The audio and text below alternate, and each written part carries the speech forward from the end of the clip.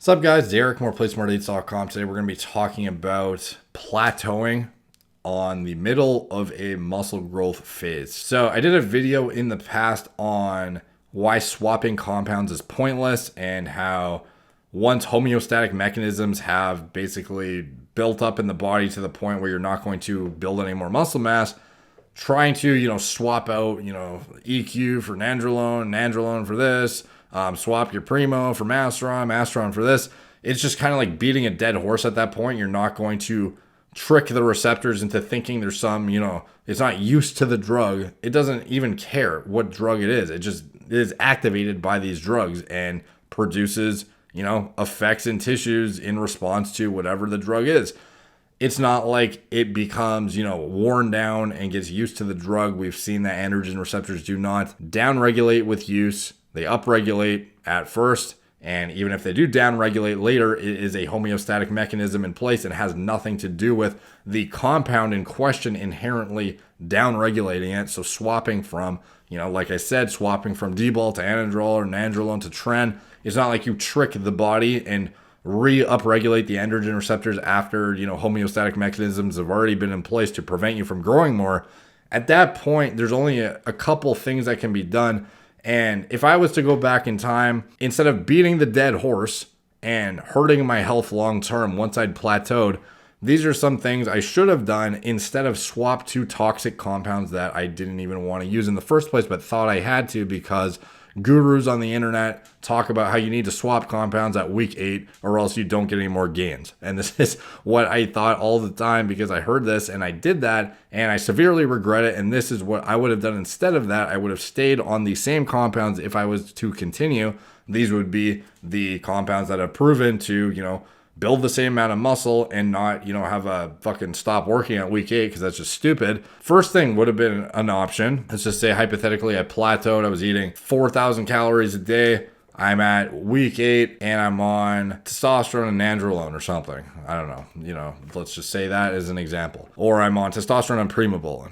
So what do I do at this point if I'm completely plateaued? Well, there's only a couple of things you can do really at this point. If the homeostatic mechanisms in place are preventing you from growing more, you can increase your calorie intake. So this is the first thing I would have done basically every time I plateaued.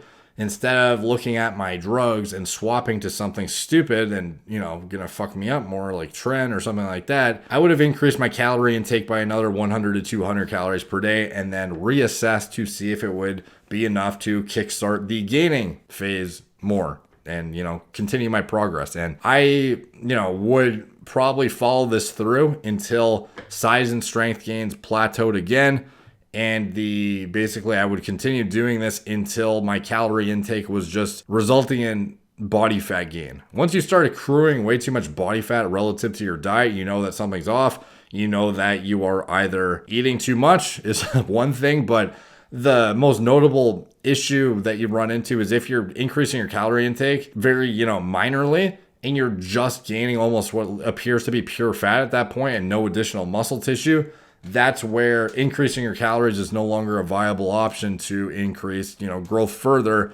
And this is where, let's just say hypothetically, I increased my calories to 4,200 or 4,300 and I was just gaining too much fat and I wasn't actually, initiating further progress. I would have then looked at potentially, is my health in a situation where I'm comfortable increasing the dose. So once you can no longer break muscle growth plateaus by increasing calorie intake, that's when I would have probably evaluated increasing the dose of the compounds I was using that were actually, had high tolerability and safety data. And I've actually seen in the clinical data to be tolerated at the dosages I'd be increasing to versus switching to some stupid neurotoxic compound that is going to yield the same amount of muscle growth but with a host of side effects that I wouldn't have had if I just stuck with the original compound.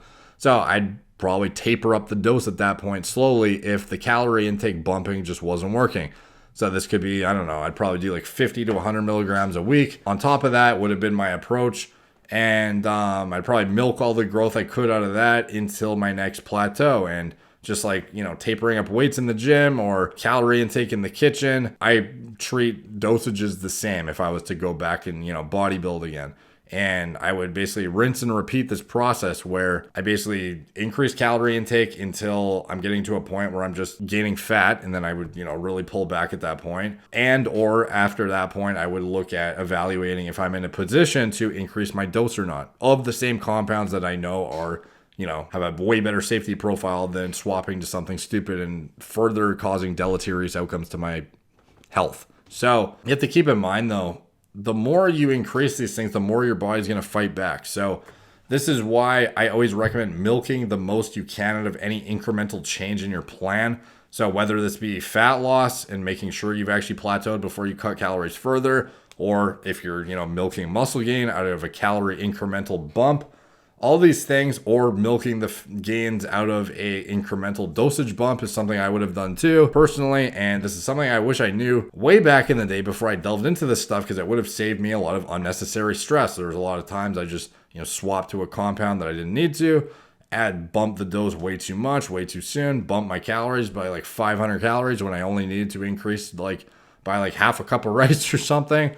There's a lot of things I did that were stupid that I wish I didn't do, and that's basically why I'm outlining it in this video, so you guys don't make the same mistakes. But, how far could I have taken this strategy? It's based on risk tolerance. Bodybuilding's not healthy. Anything above therapeutic levels of androgens is bad for you. And, acknowledging this when I got into this, at that point, my risk tolerance was a lot higher when I was younger and was first starting this stuff. But let's say hypothetically, I had my brain now when I was first starting. Anecdotally, most guys seem to experience severely diminished outcomes past 1.5 grams per week. But the likelihood that I would have even ever got that high to begin with is extremely low, because it's not like I was a competitive pro. I wasn't trying to be a pro. I wasn't really trying to get bodybuilder massive, I would say, in the first place. So I don't think I would have even got there. But it's when homeostatic mechanisms, myostatin, whatever it is that's, inhibiting muscle growth, once you can't just gain linearly forever, and your body forces you to plateau, the only thing I would do is, look at my nutrient intake or look at my dosages, and then, milk that until the homeostatic mechanisms, readjust to whatever my increased intake is of whatever I'm doing. And those factors prevent me from accruing more muscle mass at that point. And then at that point, I would rinse and repeat and do the same sort of assessment and just basically look at, can I milk more muscle out of more calories? And based on my health profile and my risk tolerance, am I willing to increase the dosage a bit more to see if I can milk additional muscle growth out of that?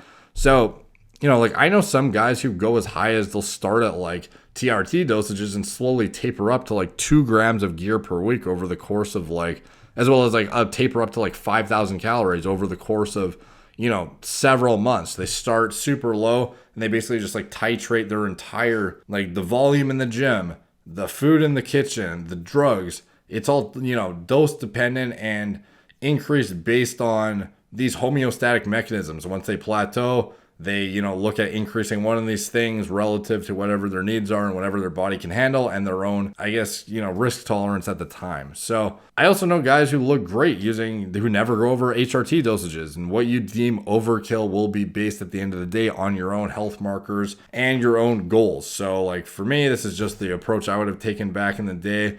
And another option too is if I plateaued, going off cycle completely. Eventually, you'll have to stop blasting in order to reset myostatin, whatever homeostatic mechanisms are in place in the body. I don't think it's just myostatin at the end of the day. I think there is other things at play here. And I think a lot of it just comes down to cell signaling too, and sort of not down regulation of androgen receptors, but sort of just expression in general.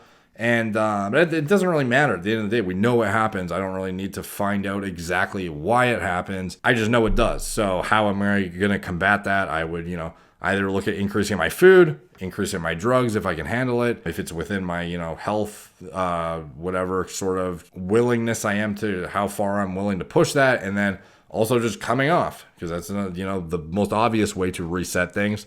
If you stay on a high dose of anabolic androgenic steroids for months, you're going to plateau. You can't just, regardless of how advanced you are or how high your dosages are, once you decide you don't want to push your body further with additional nutrients or drugs, you will need to go off cycle to lower the inhibiting mechanisms in the body back to baseline. And that pretty much covers it. Honestly, that's what I would have done had I gone back to the start instead of swapping, you know, from, oh, I plateaued on nandrolone, so now I have to switch to trenbolone because that's the only way I'm going to keep gaining. Like, that's just stupid. It's just not the case. So anyways, take from that what you will. Thank you guys for watching. Please like, subscribe, check out my blog, moreplates.moredates.com. Check me out on Instagram at moreplates_moredates, Facebook, Snapchat, Twitter, BitChute, TikTok, Apple Podcasts, wherever else I am.